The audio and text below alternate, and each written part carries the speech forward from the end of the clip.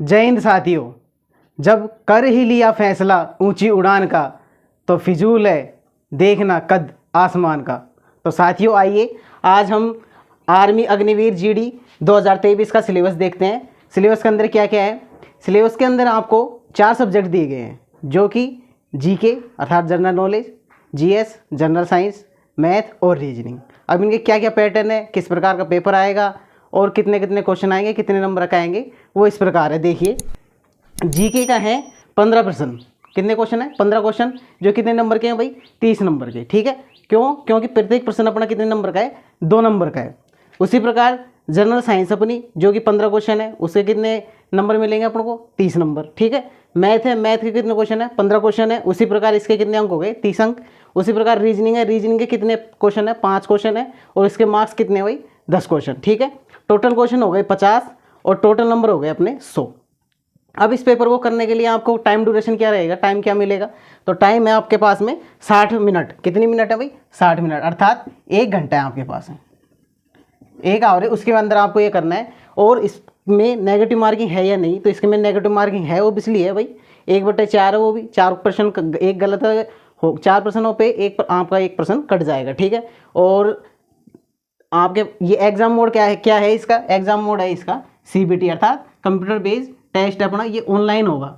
अब इसके अंदर आपको क्या क्या फेज़ है? 3 फेज़ है। वैसे तो आप जानते हो सब, आपकी एग्जाम बहुत पास आने वाली है, इसी प्रकार आप सब जानते हो, तो कोई नई चीज़ तो है नहीं आपको बताई जाए। ठीक है, लेकिन आपके लिए हम क्या लेके आए हैं, क्या खास करेंगे इसमें, देखते हैं अभी। तो फेज़ क्या है? इसमें 3 फेज़ है। जो पहला फेज़ है अपना रिटर्न का, ठीक है, और दूसरा फेज़ है फिजिकल का, और तीसरा फेज क्या है भाई? मेडिकल होगा। और आफ्टर देन इसके बाद में आपका क्या होगा? सिलेक्शन होगा। ठीक है ना, ये इन तीनों ही दौर से तो अपन गुजरेंगे। तो सबसे पहले अपन को इसकी तैयारी करनी थी, ठीक है, जो कि आपने कर ली होगी काफ़ी अच्छी। ठीक है भाई, अब तो आप MCQs निकाल रहे होंगे सभी के। ठीक है, MCQs निकाल रहे होंगे या फिर रिविजन कर रहे होंगे। आपको रिटर्न देना है, रिटर्न के बाद में फिर आपका फिजिकल होगा, फिजिकल के बाद में आपका क्या होगा? मेडिकल होगा, और फिर आपकी मेरिट बनेगी, फिर आपका क्या होगा? सिलेक्शन होगा। ठीक है भाई, तो मेरी यही शुभकामनाएं है कि आप सभी का सिलेक्शन हो, जो भी ये वीडियो को देख रहे हैं और जो पढ़ रहे हैं, आप पूरी मेहनत कर रहे हैं। वैसे तो आप फौजी भाई हो यार, वीर तो आप वैसे ही हो, अग्निवीर वीर पहले से वीर हो, कहने की ज़रूरत ही नहीं है। तो देखिए हम आपके लिए लाए गए हैं, तो हम आपको अभी जो 4-5 दिन बचे हैं, 10 दिन बचे हैं आपके, उनके अंदर हम आपको साइंस का, ये अपना जो साइंस है ना, 15 क्वेश्चन है, उसके ये 30 अंक का काम करवाएंगे अपन। 30 अंक का काम करवाएंगे। कैसे करवाएंगे? MCQs बेस कर, MCQs के आधार पर आपको इनका सॉल्यूशन करवाएंगे, और बहुत ही एक यूनिक तरीके से करवाएंगे, ऐसा तरीका जो आपको याद भी हो जाए।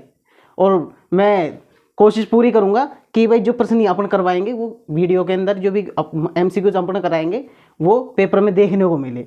ठीक है, तो नेक्स्ट स्लाइड में अपन एक बार सिलेबस को डिस्कस कर लेते हैं, फिर उसके बाद में जो भी प्रश्न प्रीवियस के अंदर आए हैं, है ना, और जो बन सकते हैं, जिनकी संभावनाएं ज़्यादा होती हैं, सभी प्रश्नों में, सभी एग्जामों में देखने को मिलते हैं, उसके बारे में डिस्कस करेंगे। ठीक है, तो आपको अगर इसका स्क्रीनशॉट लेना है तो ले सकते हो, है ना। मैं साइड में हो जाता हूँ और उसके बाद में अपन नेक्स्ट स्लाइड देखते हैं, जिसमें अपन साइंस का सिलेबस डिस्कस करेंगे।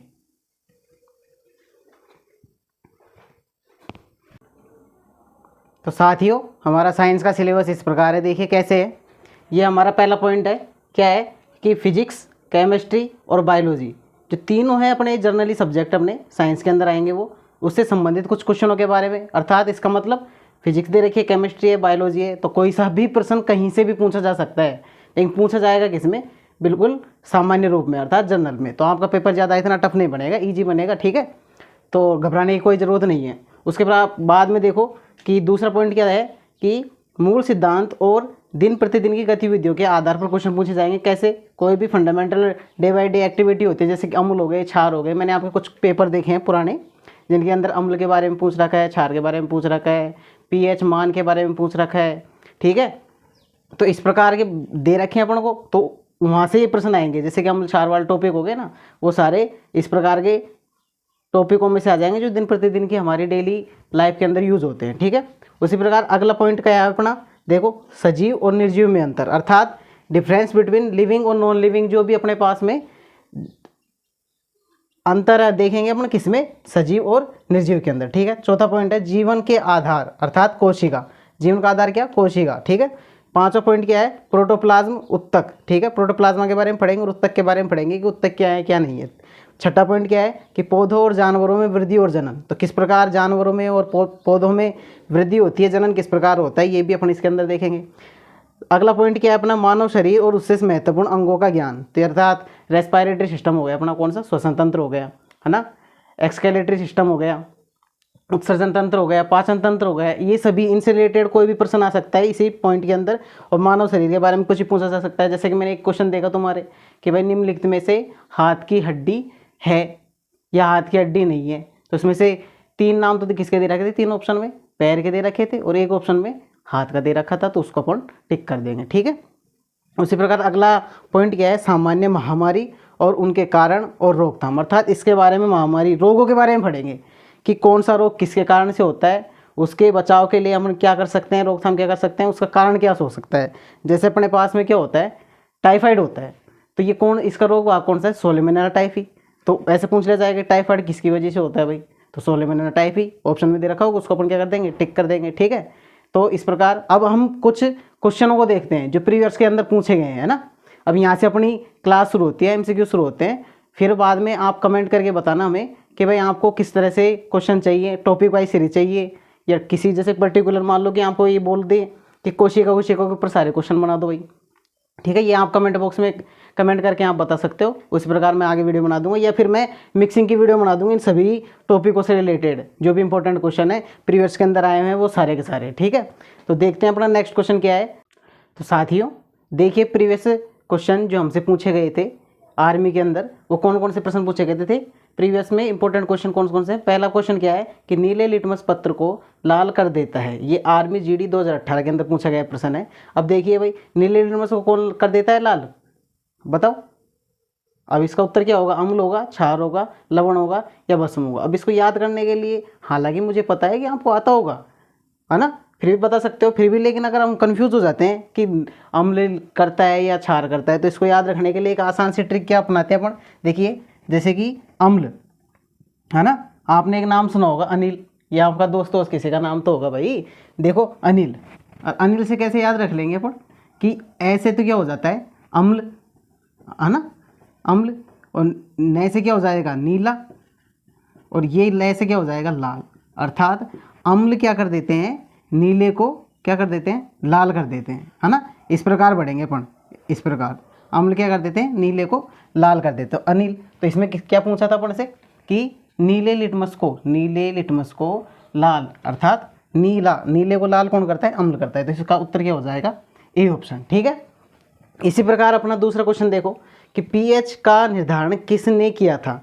तो भाई पीएच स्केल जो दिया था, यानी कि अम्ल और क्षार की सांद्रता को मापने के लिए एक स्केल का उपयोग करते हैं, उसको अपन क्या कहते हैं, पीएच स्केल कहते हैं, ठीक है। तो ये इसके बारे में सबसे प्रथम किसने बताया था, अब आपको पता है, लेवोशियर ने बताया, प्रिस्टले ने बताया, या सोरेनसन ने बताया, या कैवेंडिश ने बताया, ठीक है। अब जो इसके बारे में पढ़ा होगा उसको इसका पता होगा किसने खोज करी है इसकी। तो देखिए अपन देखते हैं, और एक के साथ अपन क्षार का भी, है ना, एक सभी के साथ, जैसे कि अपन ने अम्ल का देख लिया तो यहाँ पर क्षार का देख लेते हैं। तो अपन क्या करते हैं, इन 4-5 ऑप्शनों को ठीक से देख लेते हैं, ठीक है। तो क्या होता है, ये पूछो, देखो भाई क्या पूछना है आपको कि भाई सर आपने अम्ल का तो कर लिया कि अम्ल क्या करता है, नीले को लाल में कर देता है, लेकिन क्षार किसको बदलता है, अब भाई इसका उल्टा कर दो, ये किसको करता है, लाल को नीले में बदलता है, नीले में बदलता है। अब इसको कैसे याद रखेंगे, इसको याद रखने के लिए इसकी ट्रिक कौन सी हो जाती है, छालानी, ठीक है ना। तो क्षार लाल हो गया, कर देंगे नीला, और ये क्या हो जाएगा, अनिल, ठीक है ना। ये अनिल क्या करता है, अम्ल, नीले को क्या कर देता है, लाल कर देता है। इस प्रकार अपन पीएच स्केल के बारे में देखते हैं कि पीएच स्केल क्या होता है। पीएच स्केल दिया था, किसने दिया था, अपने सोरेनसन ने। तो एक वैज्ञानिक था जिनका नाम क्या था, सोरेनसन, इसने इसकी खोज करी। तो पीएच स्केल की खोज किसने करी थी, ठीक है, सोरेनसन ने करी, ठीक। अब इसमें ये पी का अर्थ क्या है, पी का अर्थ है पुषांश, पी का जो मीनिंग हो गया वो क्या हो गया, पुषांश, जो कि एक जर्मन भाषा का शब्द है। कौन सी भाषा का शब्द है भाई, जर्मन भाषा का शब्द है। इसका हिंदी में अर्थ होता है शक्ति, क्या होता है, हिंदी में अर्थ होता है शक्ति, अर्थात पावर। अब पावर किसकी, है ना, तो देखो पीएच लगाए ना यहाँ पर, पी और एच, अर्थात इसकी, तो पावर किसकी, हाइड्रोजन की, है ना।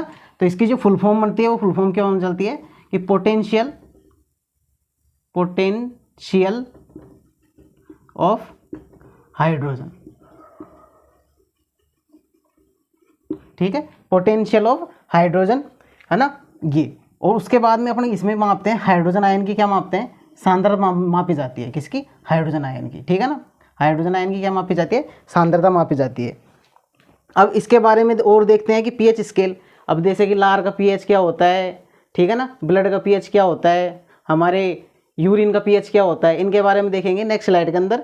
तो क्योंकि फिर अपना इसका टंटा ही खत्म हो जाएगा कि पीएच स्केल और जो भी पूछ ले जाता था वहाँ से प्रश्न पूछने की संभावना होती है कि लार का पीएच बताइए भाई, रक्त का पीएच बताइए। तो नेक्स्ट स्लाइड के अंदर देखते हैं।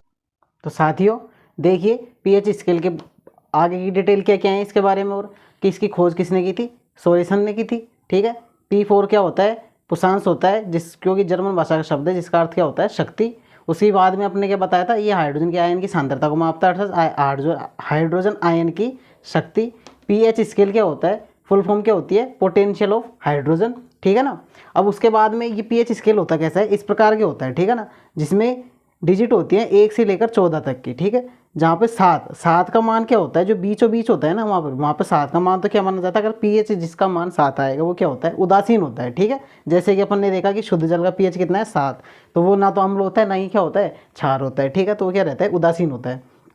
अगर 7 से कम पीएच का मान घटता जाता है तो उसको अपन क्या कहेंगे, अम्ल कहेंगे, ठीक है ना। इधर की साइड आते जाएंगे उन सबको क्या कहेंगे, अम्ल कहेंगे। उधर की साइड जाते जाएंगे, इधर की साइड जाते जाएंगे, जिनको अपन क्या कहेंगे, क्षार कहेंगे। अर्थात 7 से ज़्यादा जिनका पीएच मान होता है वे सब क्या होते हैं, क्षार होते हैं।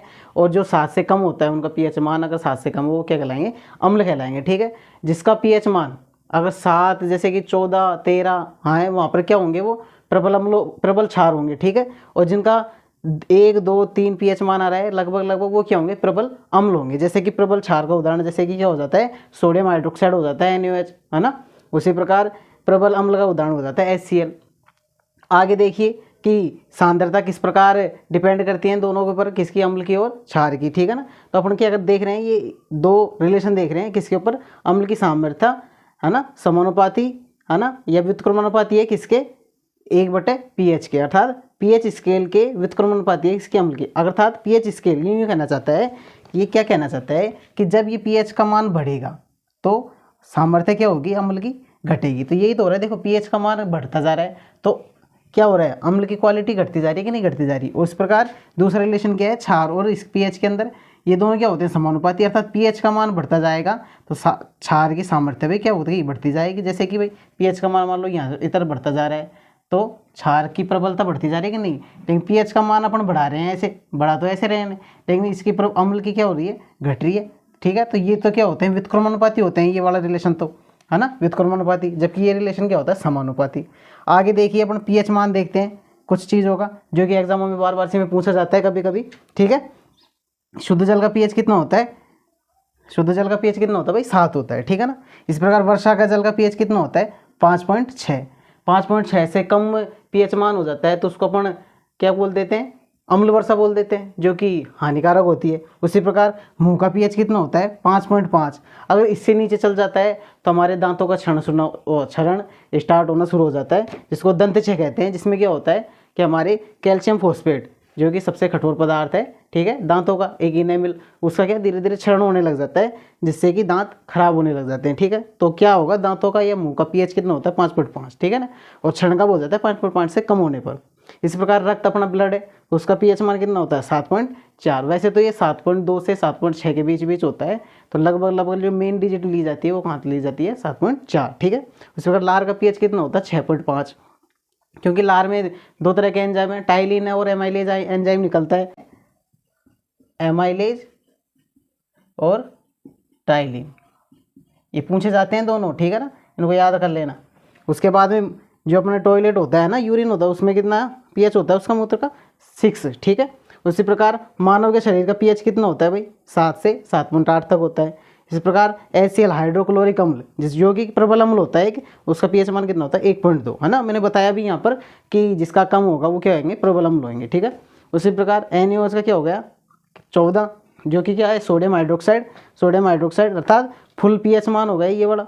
उसी प्रकार क्या हो गया, मैग्नीशियम हाइड्रोक्साइड, ठीक है, जिसको अपन एंटासिड के रूप में लेते हैं कि जैसे कि दांतों का क्षरण होने लग जाता है ना, तो उसमें भी अपन क्या, अब जैसे कि अम्ल का मान घटता जा रहा है तो अम्ल की मात्रा ज़्यादा बढ़ती जा रही है, तो अपन क्या करेंगे, क्षारों का उपयोग करेंगे कि भाई अपन क्या करते हैं, जैसे कि कोलगेट करते हैं अपन, है ना, कोलगेट क्यों करते हैं, क्योंकि दांतों को सड़ने से बचाया जा सके, ठीक है ना, तो अम्लता को दूर करने के लिए। इसी प्रकार जब पेट में क्या हो जाती है, एसिडिटी हो जाती है, तो क्या हो जाती है, उसमें अम्ल की मात्रा क्या हो जाती है, बढ़ जाती है। तो फिर डॉक्टर हमको क्या रिकमेंड करते हैं, जो भी दवा देते हैं उसके अंदर क्या होता है भाई, उसके अंदर होता है क्या, क्षार होता है। जो क्षार क्या करते हैं, अम्ल और क्षार अभिक्रिया कर अम्ल और क्षार आपस में अभिक्रिया कर क्या बनाते हैं, लवण साथ में जल और देते हैं, ठीक है ना, तो ये लवण बनाते हैं, क्या कर देता है, लवण क्या होते हैं, उदासीन, ठीक है। तो क्या करते हैं, जैसे कि पेट के अंदर अपने HCl की मात्रा बढ़ गई, मान लो छोटी आंत के अंदर, तो अपन क्षार के रूप में लेते हैं मैग्नीशियम हाइड्रोक्साइड, है ना, मैग्नीशियम हाइड्रोक्साइड MgOH का उल्टो, है ना, उल्टो IC मैग्नीशियम हाइड्रोक्साइड मिला हुआ लेते हैं, जिसको एंटासिड के रूप में प्रयोग करते हैं इसको, है ना, जो फिर क्या करते थे, अम्ल की मात्रा को घटा देता है और अपन को एसिडिटी से, है ना, आराम मिल जाता है, ठीक है, इस प्रकार। अब नेक्स्ट क्वेश्चन देखेंगे अपन। तो साथियों हमारा अगला क्वेश्चन है, सबसे छोटी कोशिका है, तो सबसे छोटी कोशिका कौन सी है भाई, शुतुरमुर्ग है, माइकोप्लाज्मा है या तंत्रिका है, इनमें से कोई नहीं। तो सबसे छोटी कोशिका कौन सी, हम जानते हैं माइकोप्लाज्मा। थोड़ी सी देख लेते हैं इसके बारे में डिटेल क्या है भाई, कि कोशिका की खोज किसने की थी, 1665 में, किसमें, 1665 में रॉबर्ट हुक ने करी थी, किसने, रॉबर्ट हुक ने, ठीक है। लेकिन रॉबर्ट हुक ने मृत कोशिका की खोज करी थी भाई, कौन सी कोशिका की करी थी, मृत सेल्स, है ना, डेड सेल्स की खोज करी थी। अब इन्होंने मृत कोशिका करी तो जीवित कोशिका की भी खोज की होगी, ये भी पता ही है लगभग सभी को। तो जीवित कोशिका की खोज किसने करी थी, जीवित कोशिका की लुवेनहॉक ने, है ना, एंटोनी वॉन लुवेनहॉक, ठीक है। कब की थी इन्होंने, 1674 के अंदर, ठीक है। लुवेनहॉक ने ही एक जीवाणु, जिसको अपन बैक्टीरिया कह देते हैं, बैक्टीरिया की खोज करी, और इन्होंने ही शुक्राणु की भी, है ना, इन दोनों की भी खोज किसने करी थी, लुवेनहॉक ने करी थी। आगे देखिए, अब भाई ये तो अपन ने देख लिया कि माइकोप्लाज्मा क्या है, सबसे छोटी कोशिका। तो सबसे बड़ी कोशिका कौन सी है, शुतुरमुर्ग, सबसे बड़ी कोशिका ना, सबसे बड़ी कोशिका, ठीक है। इसी प्रकार ये क्या है, तंत्रिका कोशिका। तो इस प्रकार के 5 क्वेश्चन बनते हैं। कौन कौन से क्वेश्चन बनते हैं, कि सबसे छोटी कोशिका, मैं चारों 5 क्वेश्चनों को यहाँ पर लिख देता हूँ, कि सबसे छोटी कोशिका, सबसे बड़ी कोशिका, है ना, कौन कौन सी है, देखो, सबसे छोटी कोशिका, सबसे बड़ी कोशिका, यहाँ पे देखो भाई, सबसे छोटी कोशिका, ठीक है, सबसे छोटी कोशिका, जो भी किसमें, जीव जगत में। अगर ऐसा प्रश्न आता है कि जीव जगत में सबसे छोटी कोशिका बताइए, तो सबसे छोटी कोशिका कौन सी हो जाएगी, माइकोप्लाज्मा हो जाएगी, ठीक है, माइकोप्लाज्मा। इसी प्रकार सेम ऐसा ही क्वेश्चन पूछा जाता है कि जीव जगत में सबसे बड़ी कोशिका, है ना, छोटी की जगह क्या पूछ लिया है, सबसे बड़ी कोशिका पूछ लिया आपसे। तो सबसे बड़ी कोशिका जीव जगत की कौन सी है, ये है शुतुरमुर्ग, ठीक है ना, शुतुरमुर्ग का अंडा, ठीक है। उसी प्रकार अपने पास में अगला आ जाता है कि मनुष्य के अंदर, है ना, मनुष्य में सबसे बड़ी कोशिका। ये ऐसे प्रश्न पूछा जाएगा कि मनुष्य में, जब आपको ये उत्तर बताना पड़ेगा, और वैसे नॉर्मली पूछा जाता है तो आपको ये बताना पड़ेगा, ठीक है ना। उस प्रकार मनुष्य के अंदर सबसे बड़ी कोशिका कौन सी होती है, अंडाणु, ठीक है। उसी प्रकार सेम ऐसे ही प्रश्न कि मनुष्य के अंदर सबसे छोटी, भाई एक बड़ी एक सबसे छोटी कोशिका कौन सी होगी भाई, बताओ, सबसे छोटी कोशिका कौन सी होगी, हाँ पीछे से बताया भी हेमंत, हाँ बताया अभी, कौन सी होगी भाई, शुक्राणु, कौन सी होगी, शुक्राणु, ठीक है। इसी प्रकार एक 5वां क्वेश्चन बन जाता है अपने पास में कि सबसे लंबी कोशिका, सबसे लंबी कोशिका। अगर ऐसा पूछा जाता है तो इसका उत्तर क्या आएगा? सबसे लंबी कोशिका का उत्तर आ जाएगा ये तंत्रिका। क्या आ जाएगा? तंत्रिका। ठीक है, तंत्रिका कोशिका। तो दोस्तों ये हमारे क्वेश्चन थे। इस प्रकार हम और वीडियो के अंदर अगले क्वेश्चन लेते आएंगे। ठीक है, टॉपिक वाइज लेके आएंगे या फिर ऐसे ही मिक्सिंग के लेते आएँ, वो आप हमें कमेंट बॉक्स में करके बताएं। थैंक यू, धन्यवाद। अगर पसंद आई आपको ये चीज़, जो आपको अगर हेल्पफुल लग रही है, तो आप हमसे जुड़ सकते हैं।